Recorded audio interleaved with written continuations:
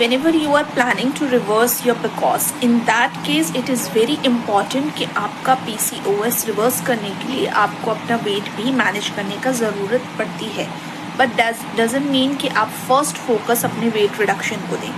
First focus अगर आप weight reduction को देते हैं तो ऐसे में आपको बहुत तकलीफ होती है, क्योंकि आप फ्रीक्वेंटली जब भी वेट लॉस की जर्नी पर जाते हैं तो आपका वेट आसानी से कम नहीं हो पाता। इसके पीछे का मेन रीज़न जानना आपके लिए बेहद ज़रूरी है। सबसे पहला रीज़न रहता है कि आपका मेटाबॉलिज्म खराब होने के कारण आपके लिवर का इन्वॉल्वमेंट हो जाता है, आपका थायराइड ग्लैंड इफेक्ट होने लगता है, आपको डायबिटीज़ की संभावना जो होने की संभावना है वो बहुत ज़्यादा बढ़ जाती है। इसी कारण से जब आप वेट रिड्यूस करने की कोशिश करते हैं तो आपका वेट आसानी से कम नहीं हो पाता। Hello everyone, Dr. Zeba this side. If you are struggling to reverse your PCOS and you want to reverse your PCOS, or you want to reverse your any hormonal problem, metabolic disorder, or you want to manage your autoimmune disorders, then this is the platform where you can reverse your condition naturally. With the span of 3 to 12 months, I can assure you with money back guarantee that I can help you to reverse your PCOS completely. You just have to learn few things, implement those things along with Ayurvedic therapies and medication.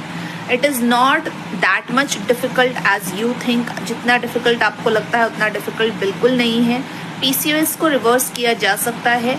Social media पर जब मैंने अपना पहला patient देखा था, it was during Covid के time पर मैंने अपना पहला पेशेंट जो है वो PCOS का ऑनलाइन पर देखना स्टार्ट किया था। बट ये जो जर्नी मैंने स्टार्ट किया था, दिस जर्नी बिगिन इन 2017।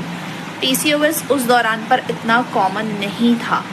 तो अगर आपको PCOS का बार बार रीअकरेंस होता है और आप इससे परेशान हो गए हैं, then I can help you a lot in this, because the struggle is not that much big as you think. But अगर आपको सही चीज़ें पता हो और डॉक्टर की निगरानी में रहकर आप अपनी कंडीशन रिवर्स करते हैं तो आपको समझ में आएगा कि आप इस कंडीशन को कैसे इन फ्यूचर बार अकर होने से रोक सकते हैं।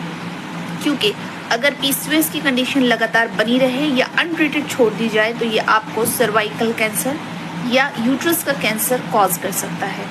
उम्मीद करती हूँ ये इन्फॉर्मेशन आपको अच्छी लगी होगी। अपने फ्रेंड्स के साथ ज़रूर शेयर करिए जो भी PCOS या अदर हार्मोनल प्रॉब्लम से स्ट्रगल कर रहे हैं। ध्यान रखिए, healthy eating habit, daily basis पर योगा करना ये बहुत इंपॉर्टेंट है। इसमें कोई ऑप्शन नहीं है कि आपको करना है या नहीं करना है, डेली बेसिस पर फॉलो करना है।